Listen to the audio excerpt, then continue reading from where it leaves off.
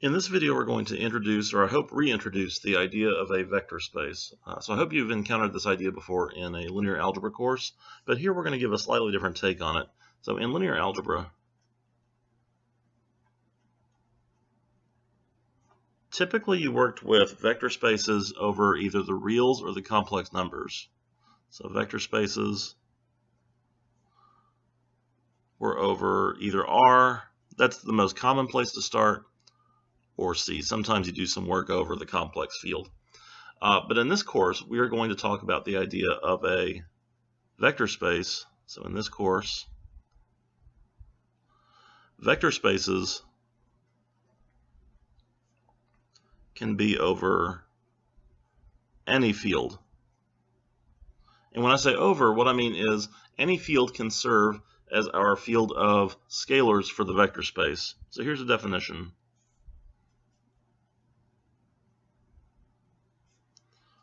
Let F be a field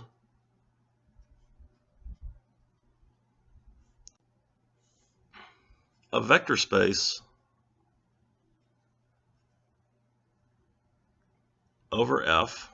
Well, what is that? This is a set V with a binary operation addition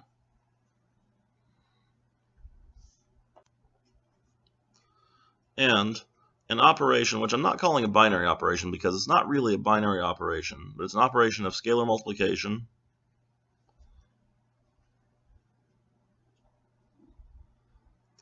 and the reason it's not a binary operation is because it's an operation or a function from pairs of scalar and vector to vector. Okay, so this set V, this is our set of vectors.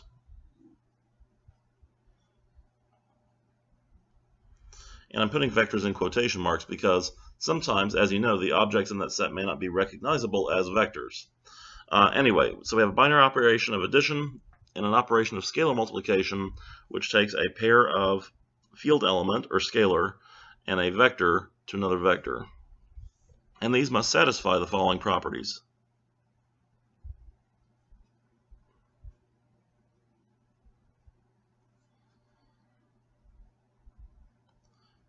And bear with me, there's kind of a laundry list. The good news is you will probably recognize most of these if you studied vector spaces before. All right, number one. If V and W belong to the set of vectors, then V plus W is equal to W plus V. All right, one thing that we're not writing down as a property because it's implicit in the definition is that since plus is a binary operation, I can take any two vectors, any two elements of my set, add them together, and get an element of my set. But a lot of the time we're going to check that something is a vector subspace, and we will have to check that manually. We'll have to actually check that our subset is closed under addition. But the fact that our set is closed under addition, that's really just part of the definition of binary operation. All right, so anyway, addition is commutative.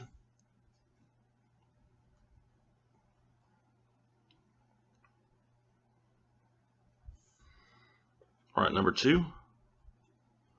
If V, W, and X all belong to V, then V plus W plus X is equal to V plus W plus X. So in other words, addition of vectors is associative.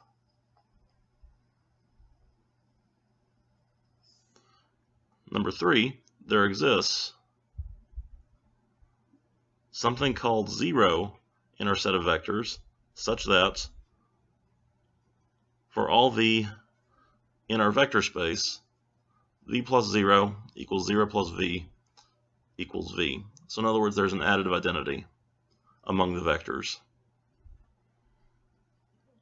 Also called a zero vector sometimes. Number four, for every V, that's a V there, for every V in our vector space, there is some vector called opposite of V, or negative V, such that V plus negative V and negative V plus V are both 0. And just to be pedantic, I have to point out something. I've already said that addition is commutative, so a lot of this that I'm writing is redundant, but sometimes we just traditionally write all of that stuff. But understand that really, for definition's sake, we could just leave out this part and this part, and just say this part and this part. Anyway, so property 4 says that we have additive inverses.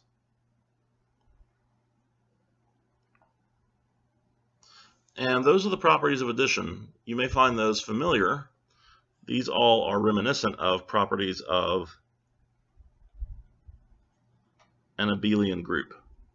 And in fact, in a lot of algebra textbooks, the way that we state this part of the definition is we just say that V is an abelian group under addition. All right, so moving on, what about scalar multiplication? So scalar multiplication has some interesting properties that are not exactly like the properties of multiplication in a ring. They will look familiar, but the way that they work is a little bit different just because multiplication is not a binary operation. It's an operation between scalars and vectors. All right, so property number 5. We have a distributive property. If alpha belongs to our field and V and W are vectors, then alpha times V plus W, that's the same as alpha times V plus alpha times W. And usually we just leave that multiplication dot off. We just write it this way: alpha V plus W equals alpha V plus alpha W. But because this is the definition, I wanted to highlight the use of this symbol here. That's the name of our operation of scalar multiplication. Okay, so that's a distributive property. We'll call that the distributive property for scalars over vectors. All right, here's another one. If alpha and beta are an F, so if those are scalars and V is a vector, then alpha plus beta times V is the same as alpha times V plus beta times V. All right, so this is another distributive property. This is a distributive property for vectors over scalars. The names, by the way, like vectors over scalars, scalars over vectors, they're not standard. I don't think a lot of people use those. And I don't think it's important that you know which of those is which. Just know that these are two different properties. And for a vector space, they're not redundant. In a commutative ring, we might have stated both of these, but eventually realized, well, in a commutative ring, I could switch the order of these factors and then get this back into the form needed for the right distributive property. So I really only need the right distributive property. In a vector space, that's not the case. I actually really need both, because here I'm distributing a scalar over two vectors, and here I'm distributing a vector over two scalars. Those two laws are non-redundant. All right, number 7, if alpha and beta are scalars and V is a vector, then alpha times the result of multiplying V by the scalar beta, that's the same as the result of multiplying the scalar alpha times beta times V. And you'll notice the reason I'm not using a multiplication dot there is because those are two elements of my field. So this multiplication is happening within the field, and each of these multiplications is happening in our scalar multiplication framework here. All right.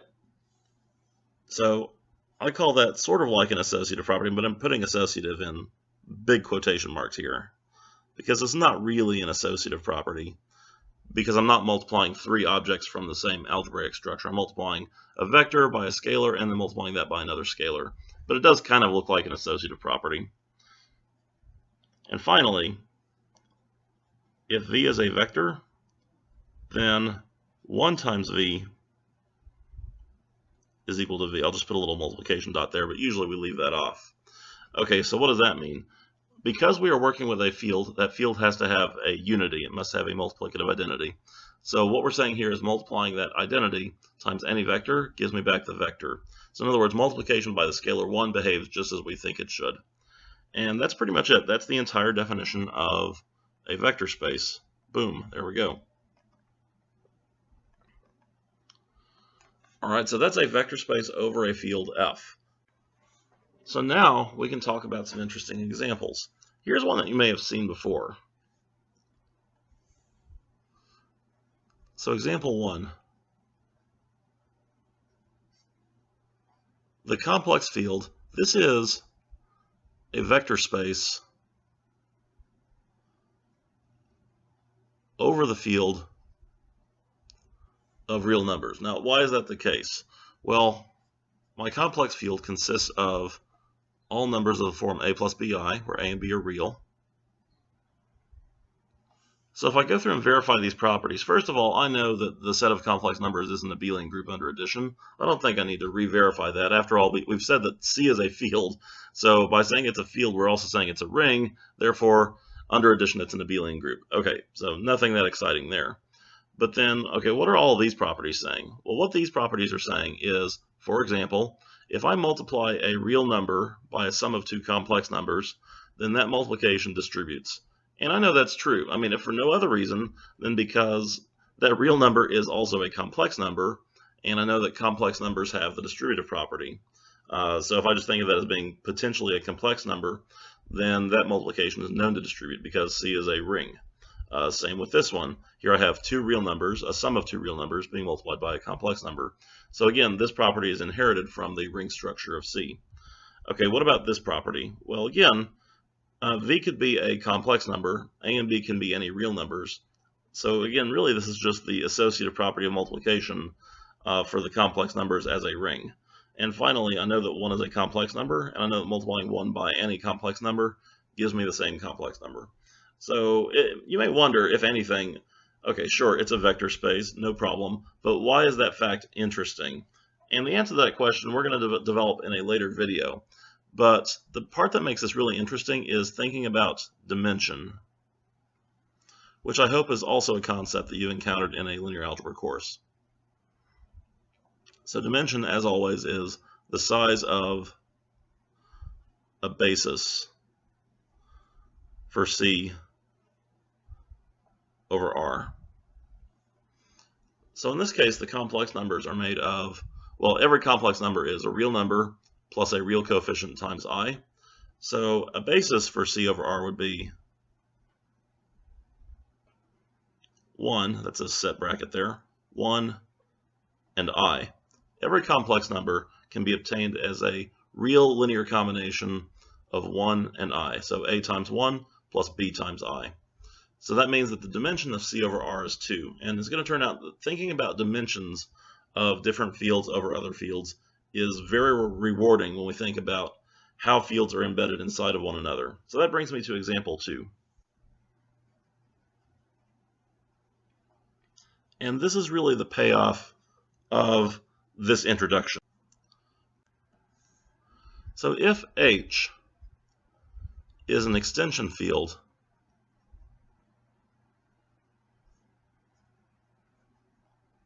of F, which really simply means F and H are fields, and F is a subset of H, or a subfield of H. If H is an extension field of F, then we can think of H as a vector field, or vector space over F. Okay, now again, why is that true? Well, H being a field is an abelian group under addition, and you're going to find that the reasoning that we do on properties 5 through 8 exactly mirrors what we did in example 1. So first of all, why do we have this distributive property? So now this time alpha can be any coefficient from F, the smaller field, and V plus W. V and W both come from H. So the fact that I have a distributive property here is just inherited from the fact that this scalar here also belongs to H, and H has the distributive property. Same with number 6. These come from F, this comes from H, but anything that's from F is also from H. So again, I have that distributive property by virtue of H being a ring. Same here. H has the associative property. These are from F, and this is from H. But again, everything from F also belongs to H. And finally, H has an identity, and that identity times any element of H has to still be that same element. So anyway, now we've proven that an extension field can be thought of as a vector space. But the thing you may still be wondering is, why do we care? Why do we want to take all of this that we know about fields, which is now quite a bit, and pull this into the world of linear algebra? I hope to illustrate that in the next video.